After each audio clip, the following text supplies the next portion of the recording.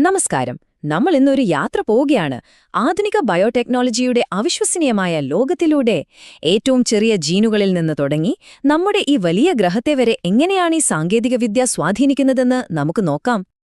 നമുക്ക് ഈ ഒരു ചോദ്യത്തിൽ നിന്ന് തന്നെ തുടങ്ങാം. നമ്മുടെ ശരീരത്തിന്റെ ബ്ലൂപ്രിന്റായ ജനറ്റിക് കോഡിൽ ഒരു തെറ്റ് വന്നാൽ അത് തിരുത്താൻ സാധിച്ചാലോ?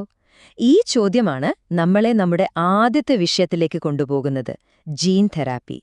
ശരി, അപ്പൊ ഈ ഒരു ആശയത്തിലേക്കാണ് നമ്മൾ ആദ്യം കടക്കുന്നത്. ഇവിടെ പ്രശ്നം എന്ന് പറയുന്നത് നമ്മുടെ ശരീരത്തിലെ കേടായ ജീനുകളാണ്.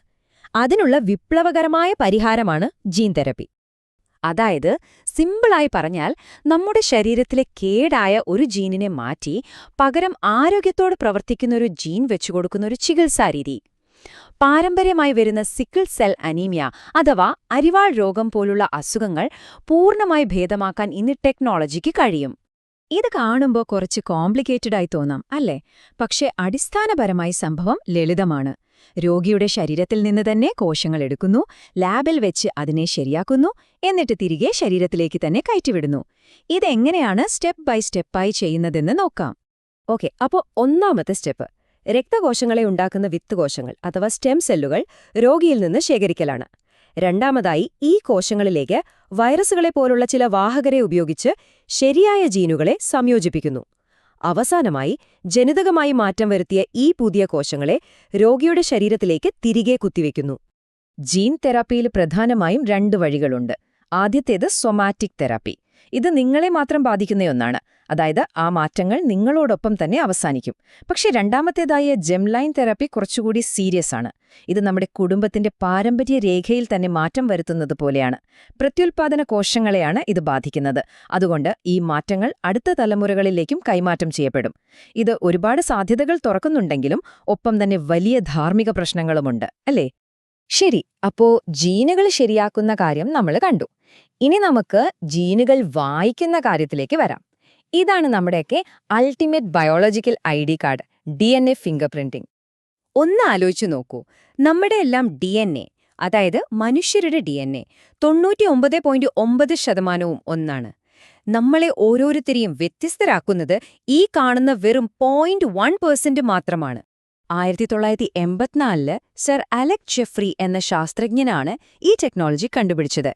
നമ്മുടെ ഓരോരുത്തരുടെയും DNA-യിൽ ചില പ്രത്യേക പാറ്റേണുകളുണ്ട്, വിരലടയാളം പോലെ.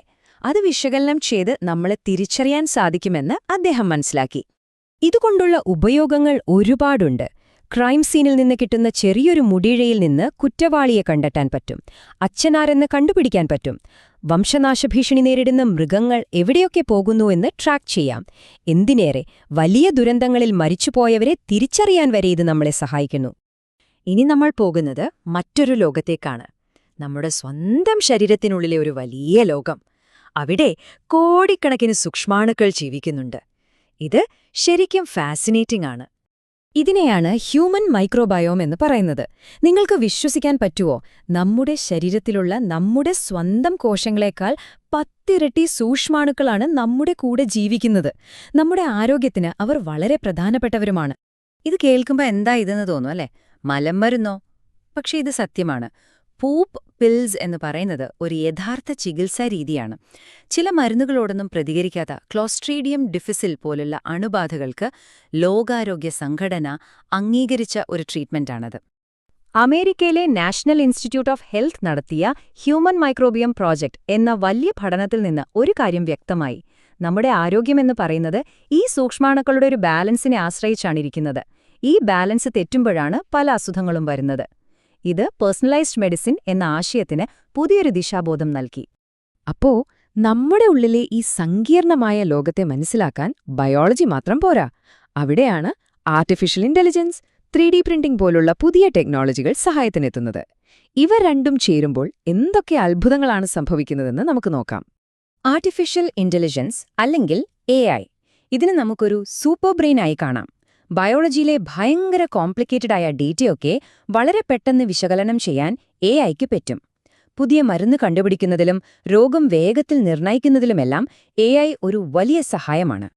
ഇനി പറയാൻ പോകുന്നത് ഒരു സയൻസ് ഫിക്ഷൻ സിനിമയിലെ രംഗം പോലെ തോന്നും. 3D ബയോപ്രിന്റിംഗ്, അതായത് ജീവനുള്ള കോശങ്ങളെ മഷി പോലെ ഉപയോഗിച്ച് നമ്മുടെ അവയവങ്ങൾ പ്രിന്റ് ചെയ്തെടുക്കുന്ന ഒരു ടെക്നോളജി.